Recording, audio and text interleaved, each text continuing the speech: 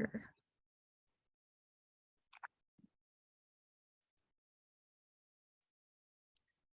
Hello, everyone. Thanks so much for attending our Monkeypox Q&A. This is Kendra Holliday with Sex Positive St. Louis, and we have Nabu Kalancheri here, and you are from the St. Louis. Could you tell your title, please? Absolutely. Hi, folks. My name is Nabu Kalancheri, and I'm the Director for Communicable Disease Response at the St. Louis County Department of Public Health. I'm happy to take it from here, Kendra.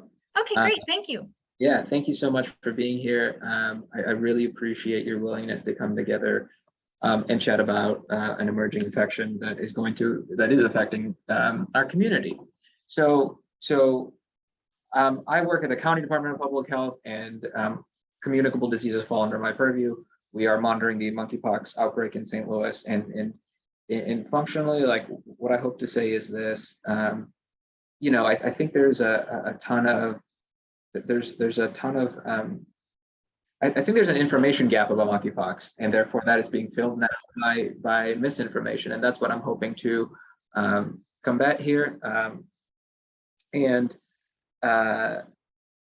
I hope that, like, the way I see this is I am your, y'all pay my salary, so let me know what y'all need. Like, I'm your government, tell me what you need, and we'll make it work. So the one other thing I say before I want to get started is I thought I heard some kids on the line. So we're going to be talking about some adult content, and this may not be suitable for children. So if there are children and you're uncomfortable with it, honestly, like, I put the link to our monkeypox website in the chat.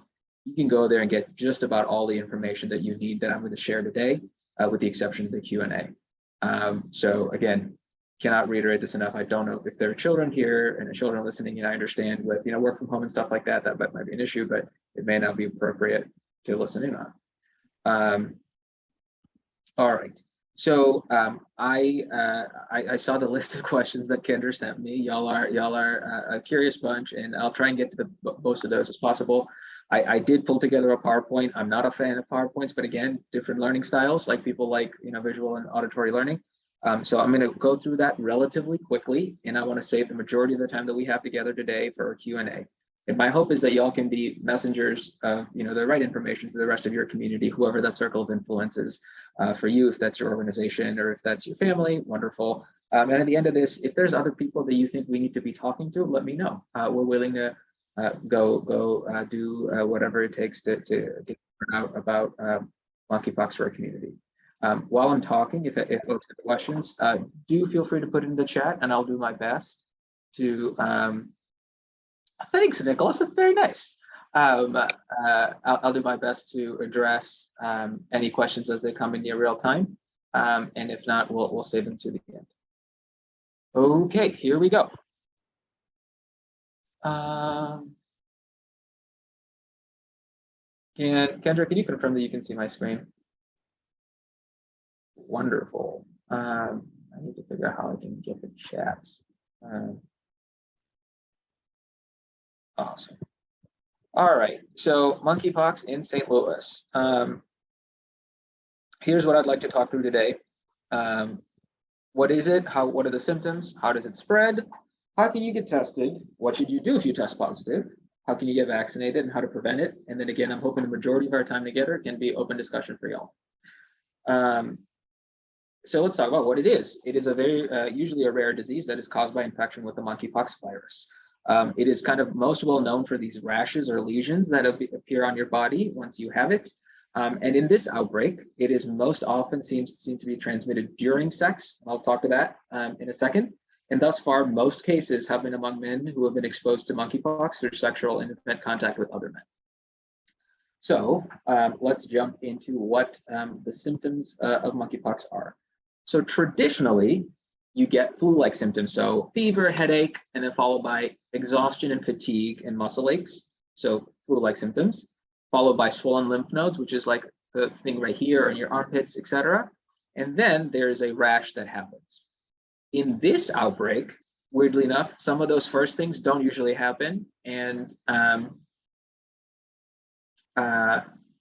Beth, I'll answer the question in a second. In this outbreak, a lot of the flu symptoms are not happening, except that people are directly going to swollen lymph nodes and sometimes just directly going to the rash, which is unusual. I don't have a percentage of that for you, but we are seeing that. And then about 5% of cases, the only symptom is something called proctitis, which is the medical word for inflammation of the rectum. And that's most often seen in cases that are transmitted during anal sex. So the way I'll say it, well, we'll get to that. So Beth, to answer your question, are we talking cisgender men only? The majority of them are cisgender men, but however, there have been a few trans men as well. Great question.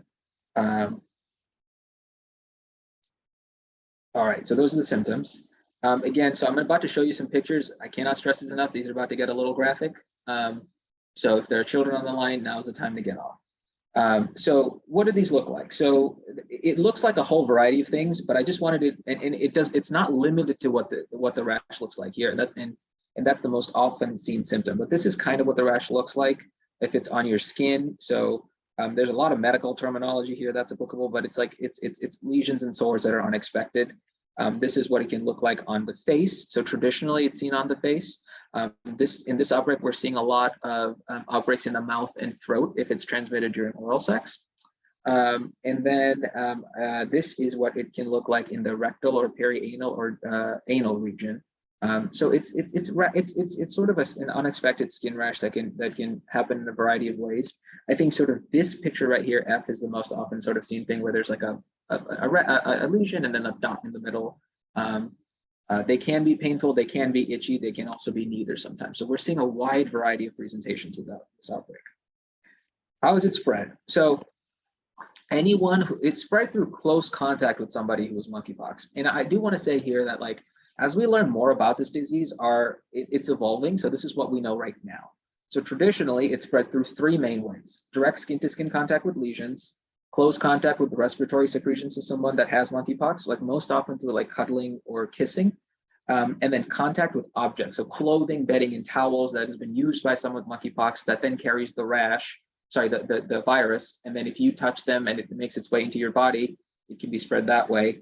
The one thing is the one other common way is pregnant people can spread it through their fetus through the placenta. But to review those three first things: direct skin-to-skin contact with someone who has the rashes on their skin, close contact with respiratory secretions, or contact with objects like clothing and bedding. So to this crew, what activity between two or more consenting adults involves likely all three of those things? Sex. So in this outbreak, the vast majority of cases have been spread during sex. And we're talking to over 90%, and honestly in the US closer to over 95. So there is a debate online on whether or not this is an STI.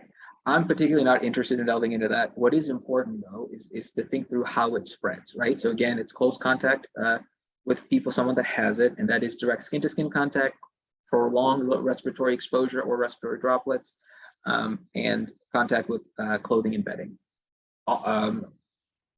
Yeah, you wondering our dance floor transmission? Great, we'll get to that. So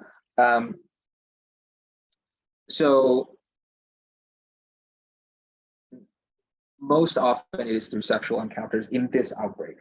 The reason that most people are hesitant in calling it an STI is it can be transmitted outside of sex. So for example, if you have monkeypox and you snuggle with your child, right, and it transmits to them if you don't isolate, like, that is not sexually transmitted, and stuff like that is important to consider, particularly when there's stigma involved in something like this.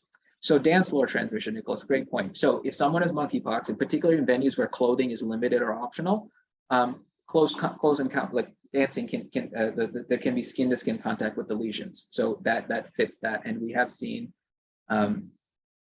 We've not seen it through dancing only, but it's like dancing and then followed by some sort of sexual contact. We have definitely seen that. It's happened in St. Louis already.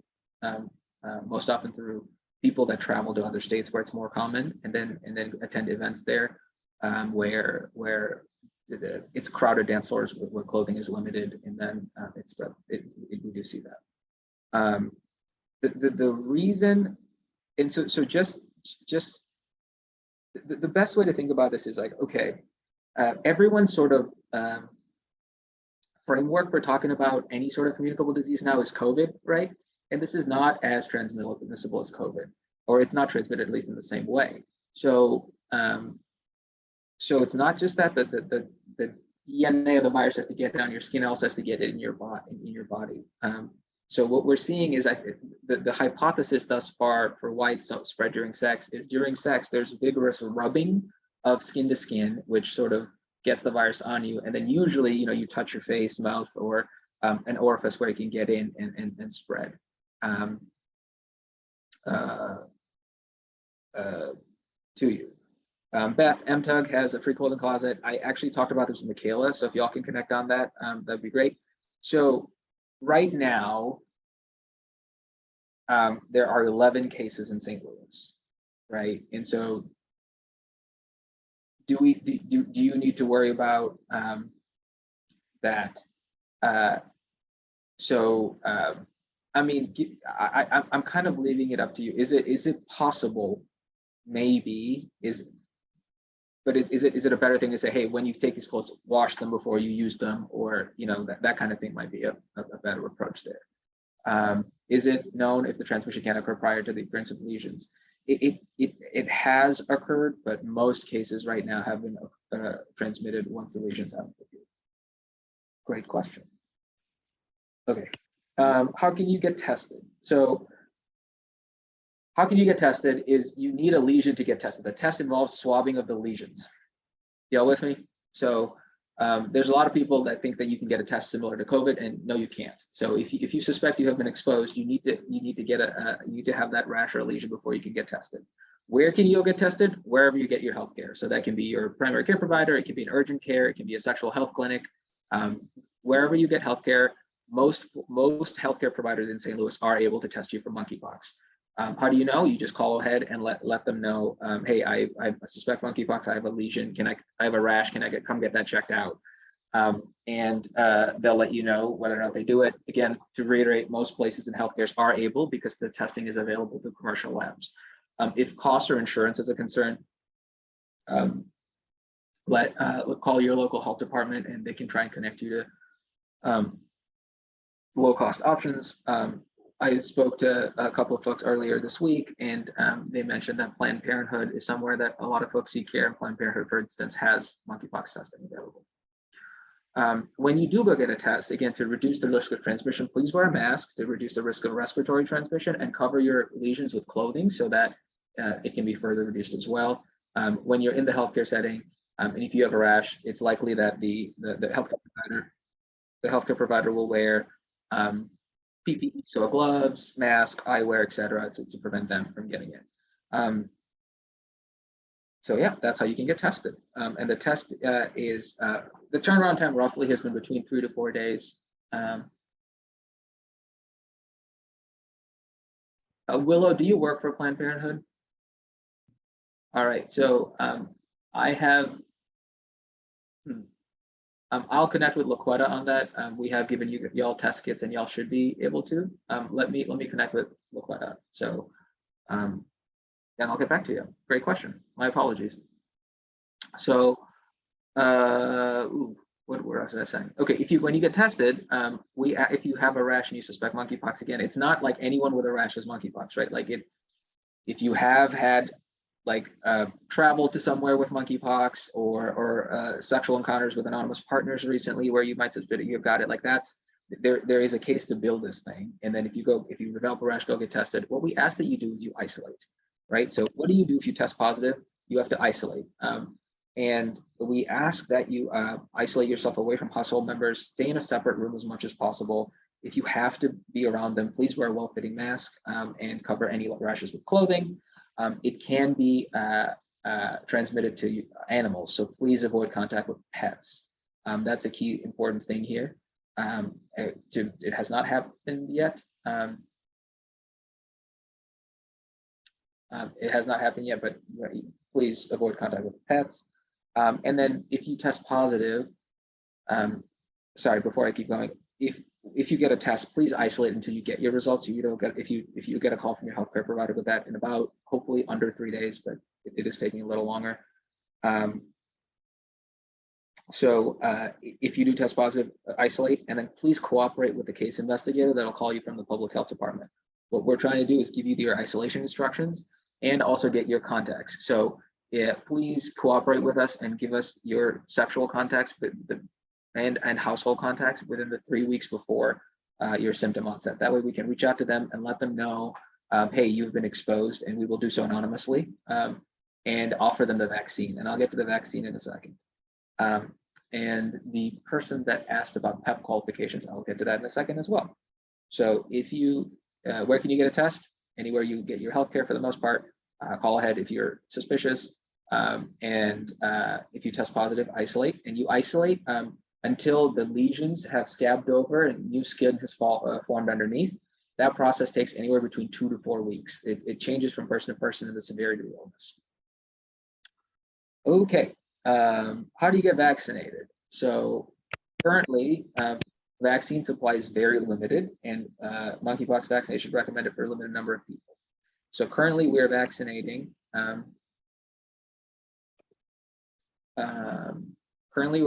people with confirmed exposure to somebody who has monkeypox.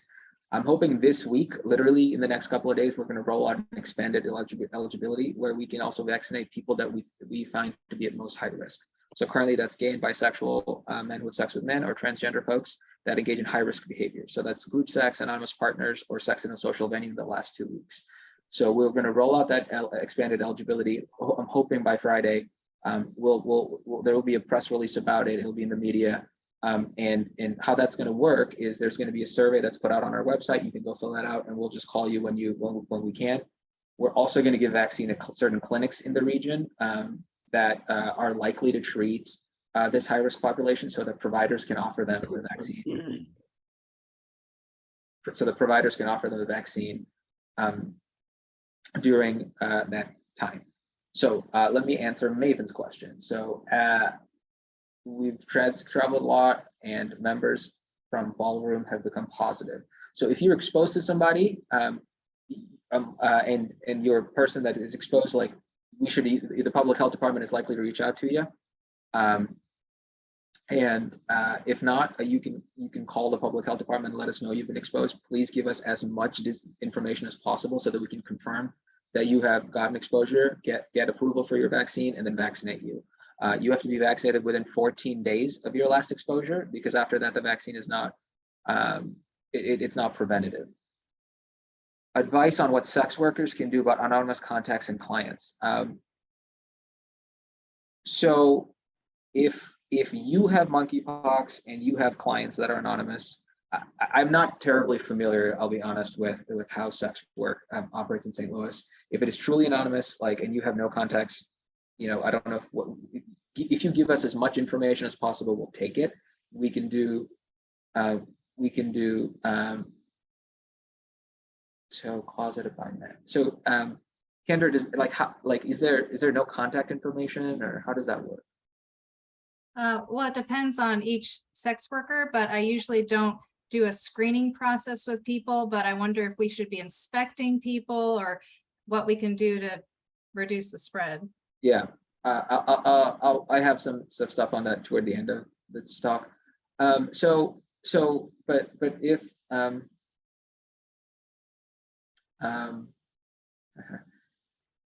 man, y'all are coming in hot. All right. So here's what I'll say. Right. This disease spreads through sexual contact. If you have test positive for monkeypox, or someone tests positive for monkeypox, our protocols will reach out to you and ask you to give us sexual contacts so that we can vaccinate them. You are also welcome to inform them that you tested positive for monkeypox, or if you receive a notification that you've been tested positive for monkeypox, contact your health department so that we can get you vaccinated. So we've had some folks recently, a lot of our cases recently have had sexual partners that they met on Grindr, and one of the sort of unfortunate things is that when they say, hey, you've been exposed, um, they block them on Grindr, so we're not able to get to them. So it is difficult, but you know, we're asking folks to try their best, and we hope you can work with us on that.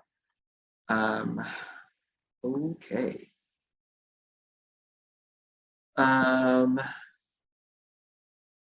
On the St. Louis Health Department website, yes, that's where our survey will be held, and hopefully it's coming shortly. Do you know if we can be fed in a public pool or jacuzzi if we avoid touching others? It's difficult for us to speak in absolutes. Is it possible? Sure, but also it is like, so if you're in a public pool or jacuzzi, right? Like, it's literally just you by yourself away from someone else, and they have monkeypox, it's unlikely, but it's almost like in a gay resort, I imagine that it's quite crowded and people are touching them. So it's very difficult for me to say is solely being in water. So if you're in a lab and you were 10 feet away from somebody in a pool, chances are it's not spread. But like, it's about reducing high risk opportunities, and I will explain that in a second. All right, so the RIDOH, I'm hoping that's Rhode Island, told us that sex workers and homeless people are at risk. Yes, that is true. Sadly, the media keeps reporting this is to be an STI, yet it can be spread by touching items of an infected person. So we are saying that it's sexually associated. However, much of the general public seems to think you can only get it from sex because of all the misinformation in the media. Yes, that is true. That's what I'm trying to do here, Bella, is try and like inform, you know, y'all so that y'all are aware. Again, it's this fine line between the fact that there are 3 ways to spread it, and all 3 ways occur during sex, and over 90% of our cases thus far have been tied back to a sexual encounter. But because it is, you know, I think that kind of complexity is difficult to convey. So the only ask I have of you all is stay informed and tell people and direct them to the public health websites. According to the screenshot, I'd qualify. So if you qualify as somebody with a confirmed exposure to somebody, reach out to your local health department. So you can go, if you live in the county, go to our monkeypox website, there's a number. If you live in the city, go to their monkeypox website, there's a number. If you live in St. Charles, Jeffco, et cetera, they all have vaccine available for confirmed exposures. What they will ask of you is that you have to give the date and details of the confirmed exposure. They will then check their records to make sure that person's a case, and then request approval from the state and get you vaccinated. Our turnaround time for that has been 24 to 48 hours. So just to make sure that we're clear over here at MTUG, you're saying that you're currently vaccinating the people listed on this screenshot, but they also have to have been exposed to someone that tested positive. No, ma'am. No, sorry. I apologize.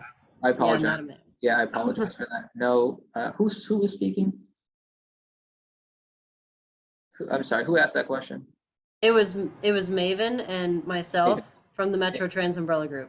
Thank you, Maven. I apologize for misgendering you. So right now, as of like today, we are vaccinating people that have a confirmed exposure to someone with monkeypox. It literally in the next 24 to 48 hours, we're going to expand to that second bullet. And I put that on here because I was reaching you today, and I wanted to let y'all know. So it's either or. So again, literally as of 1:30 on August 10th, it's vaccinating people that have confirmed exposure. Hopefully, once we get our plan approved from the state, it'll be more than that. And when it is more than that, we will put out information on our social media, to the press, and do as much outreach as we can to let y'all know. And I can, in fact, I can send Kendra an email once the second option is live. Okay. Not urgent, but do you have the additional breakdown of the remaining 10% of infected persons? Yeah. Let me find it. So there's you know, this is so new. So there was a study, the 10% comes from this recent study that was done from the World Health Organization. So there were 5,300 people, and 4,800 of them were sexual encounter. 300 of them just says person to person. So maybe that was household, maybe that was roommates. It depends. And there was one person out of 5,000 that was in a healthcare setting. 9 people that came into contact with like material that was used by somebody. But again, so it's any one of those.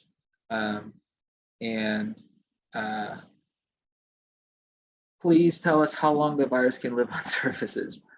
Yeah, I'm going to answer that second question. Short answer is we don't know about the virus living on surfaces. Clean up after infected person, any sort of like regular disinfectant would work. And so here's how we do it in a healthcare setting. We use an EPA-approved disinfectant, wipe it down, wait 30 minutes, and the room is good to go. This is not terribly hardy virus.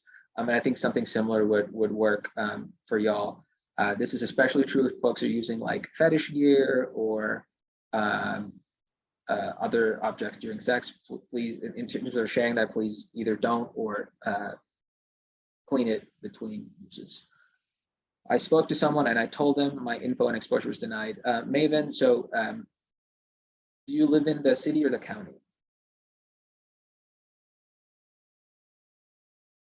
City. So they have a monkeypox hotline on their website. That's who you should call. And if they were denied, I imagine that you didn't meet their criteria, and I apologize for that. I hope that you can get vaccinated under our expanded criteria. All right, let's keep going. So how to prevent it, right? So the short answer is if you've been exposed, get vaccinated. That's the closest thing. And then I struggle with how to say this, but right now in St. Louis, there's 11 cases. That's probably an undercount because of, lack of information and under testing and things like that. So as opposed to so it's a little different if you live in St. Louis versus if you live in like New York or Chicago or DC, where they're, Chicago has about 600 cases, New York has over 1,000, DC, there's a raging outbreak as well. So what I would say is kind of like, you now know how this disease spreads, and that most often than not, it's spread during high risk behavior. So for again, I'm speaking to sex positive STL, right? And so for this group, what I would say is reconsider those high risk behaviors for right now. So if that means considering taking a break from group sex spaces until you're either vaccinated or we know more about this outbreak and how it spreads, or the outbreaks, God forbid, God I hope, fingers crossed, subsides, that might be a good idea. During COVID, there was this idea of a pod, and that might be something that is worthwhile here instead of sort of anonymous or multiple partners. If there's a certain group of people, that would be not a bad idea. Practicing open and honest communication. So if you've either been exposed to someone or are afraid, or if you're immunocompromised, like I get a lot of calls from folks with HIV, for instance, that are afraid, like let your partners know, and talk about this and talk about it. Consider condoms. They limit or reduce skin to skin contacts, particularly in the genital region. Do they absolutely 100% prevent it? No, because the lesions can be anywhere on your body. Someone asked about dancing, right? So like a dance floor. So consider wearing more clothing in crowded spaces where transmission is likely. So if you're in a community or attending an event where you suspect that there is, or that there is monkeypox transmission, try and limit skin to skin contact and get vaccinated when you're able. So I went 4 minutes over my allotted presentation time, but I'm happy to take any more questions that you may have, or limit or go back to the list that I was sent. So any questions? So I'm in St. Charles County, and I know you're St. Louis, St. Louis version of that. If I live in St. Charles County, but I'm frequently in St. Louis, am I still eligible to come get a vaccine or sign up for that vaccine? So you can, yeah, but you can just sign up, and St. Charles will vaccinate you. Like it's it's St. Charles, St. Louis City, Jefferson County, and St. Charles County. All 4 are working together on this pilot. Okay, cool, excellent, thank you. Great question, Michaela. Your hand is raised. Yeah. So a lot of, I think what you're talking about is reducing high risk situations, which sound a lot of skin to skin contact, people with known monkeypox exposure. I guess, what's your advice with our current understanding and studies related to monkeypox for some of the like medium or lower risk, specifically as it applies to us, people who are coming in to our center, donating clothes, sanitizing surfaces. is this asking them these same questions that public health would ask to see, or should we take all the measures to, to be safe with sanitization, washing, limiting contact? Yeah, I wish I had a good answer for you there, right? And again, I'd go back to what I'd said before. It's balancing, it's balancing like doing, effort and cost with the benefit. So right now, in a healthcare setting, if anyone shows up with a rash, we take the utmost precautions until we rule out monkeypox, right? In a setting like the clothing center, the chances of someone walking with monkeypox right now in St. Louis are minimal. That may change in the future, right? So I kind of would say like assess your own risk. So if you disinfect everything after every time, does that reduce your risk? Sure, but I don't know what the risk is right now, other than not great right now. Now we have 11 cases today. In 3 weeks, if we have 400, that changes considerably, right? So I wish I had a better answer for you, but right now what I would say is take, given what you know about your clientele and how now what you know about how this disease spreads and the disease burden in St. Louis, take the appropriate measures. I had a question. Yes. You were talking about vaccines and signing up for that. I've contacted the health department like 4 times and they keep telling me there's no place to get vaccines in St. Louis. Right. So like I said, right now, like as of today, we're only vaccinating people with a confirmed exposure. In the next, very shortly, we're about to roll out our expanded eligibility plan. And under that, you are able to sign up on a survey. And once we get to you, we'll call you. I have to say we have very, very limited supply. So we won't be able to get everyone a vaccine that wants it just because we haven't allotted enough, but we're going to do our best. Okay, but I mean, do you sign up now or where do you sign up at? We'll post it on the website very soon. Okay. Yeah, it's not live yet because the plan hasn't been approved yet. I'm just giving y'all notice that it is coming. All right. Now, one other question. I've heard different stories on this. The smallpox vaccine I got back in 1962, 63. Yeah. Some people say that gives some protection. Other people say absolutely not. Thus far, we haven't seen it. Like the short answer is we don't know, right? There's not been a study done based on like, if you look at people who's gotten the vaccine and received it, our suspicion is that the protection wanes because it's been over 50 years. So if you meet the criteria, I'd still recommend getting vaccinated. Okay, thank you. Bella asked, since the rash usually starts in the groin area, does that mean doesn't that mean it can be spread by those who scratch or touch themselves and then go shake someone's hand? Can be spread by prolonged face-to-face contact. Good question. So the rash doesn't usually start in the groin area. It can start anywhere, but if it is spread through sex, for instance, and if it's let's say anal sex, and either one of those people has it in the perianal or genital region, and it spreads that way, it is likely the first lesions can start there.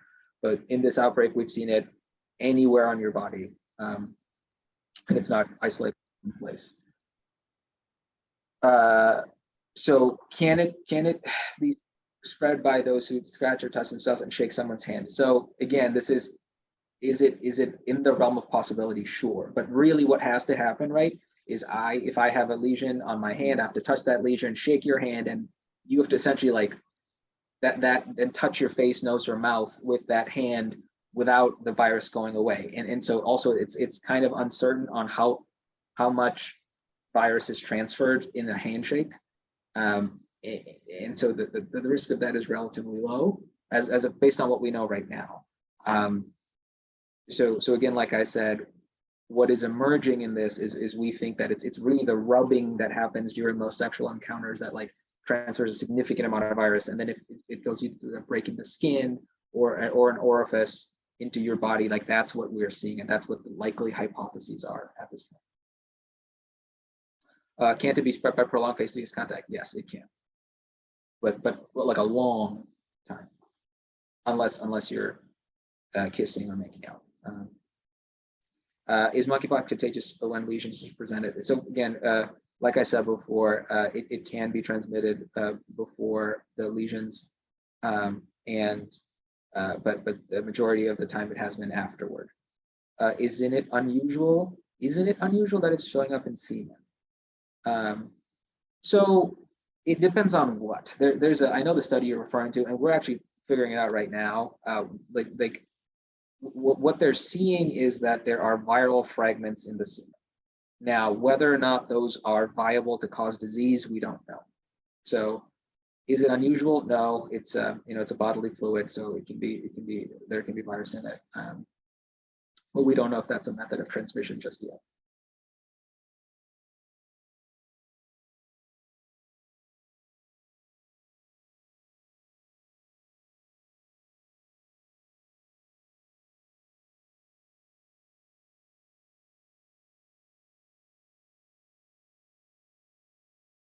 Anyone else?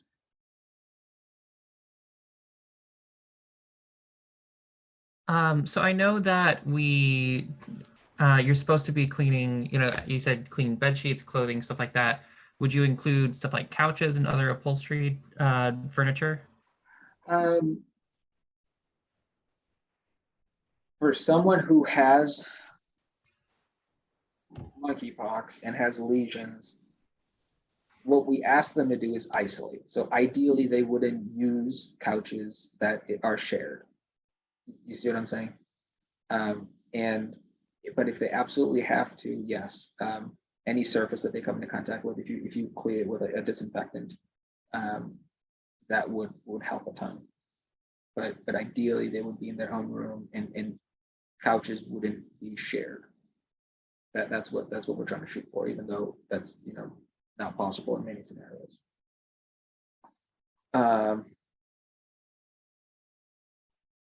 Transmitted through contact with infected surfaces. Again, it is possible, but it is possible, but the majority of time what we're seeing is through sexual contact. Hotel housekeepers, wrestling teams, massage therapists. Yeah, all those things, but is it, again, I go back to, is it possible? Yes. Has it happened yet? Not really. And we're trying to figure out what that means as a public health community. So in Europe, for instance, where they've been dealing with us a couple months longer than we haven't seen the kind of transmission that we should see based on what we know.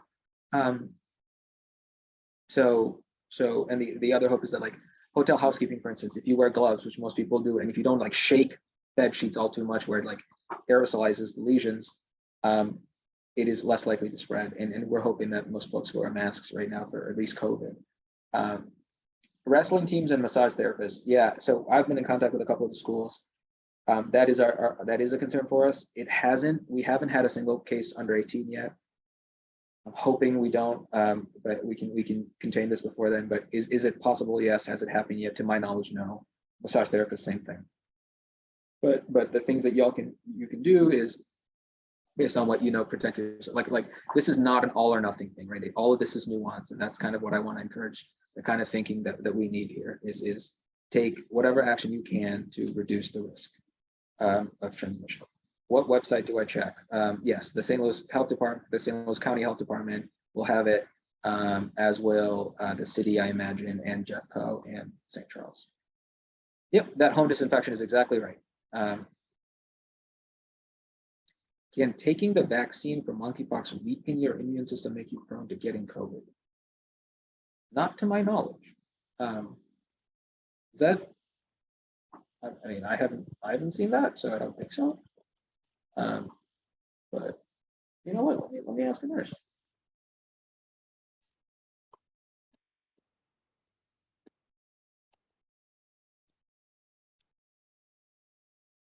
What behavior and safety precautions that we adopted during COVID should we apply to monkeypox? Masking helps, right? But can monkeypox? Let me go back to answer that first question.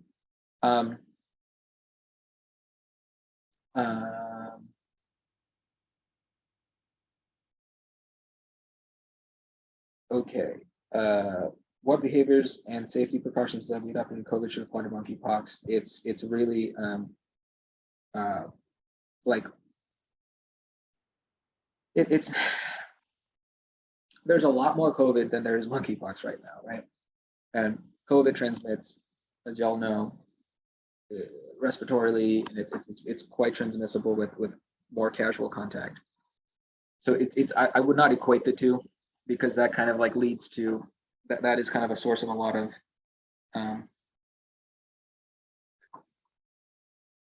misinformation. And so I would sort of think through those as separate. So if you think about COVID, you all know what to do by now. With monkeypox, those three things are there are three ways of transmission. And so at least for the respiratory element, masking will help. So which is why I said if you go to get tested, wear a mask, cover your lesions, and limit skin to skin contact. So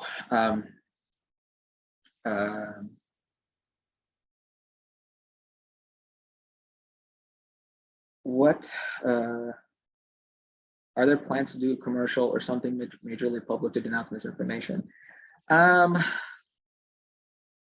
Not at this time. I mean, we're just rolling out our outreach strategy right now, right? And if y'all have any ideas, I'm game, and we've got some of our health promotion staff listening in that would be willing to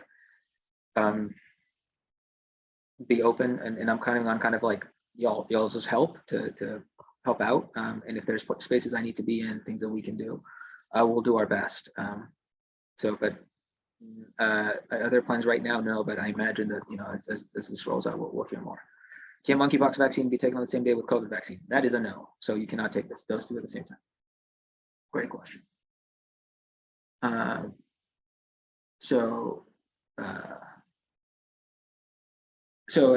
just asked one of our nurses. I don't think the monkeypox vaccine does not make you more prone to COVID. If anything, it'll sort of kick in a high gear to help you, like weirdly enough, boost your immune system. Okay, so does Clorox and Lysol kill the monkeypox virus?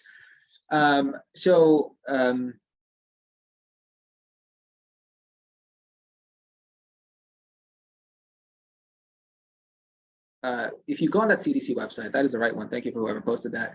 You can look up like whether or not it is EPA registered, and then like I would take a look at that and see if it meets the criteria on the website. So I'm not really familiar with Clorox or Lysol, but you can look it up. Sunlight and UV, to our knowledge, it does not right now. If that changes, they will put more guidance out. If you have an anti-inflammatory disorder like that, are you a higher risk of getting monkeypox? I don't know if that counts as an immunocompromised condition, so I would say consult your doctor. Folks that are immunocompromised, like most things, are more likely to be susceptible to monkeypox if they're exposed to it. But if you have a specific condition, please go speak with your physician.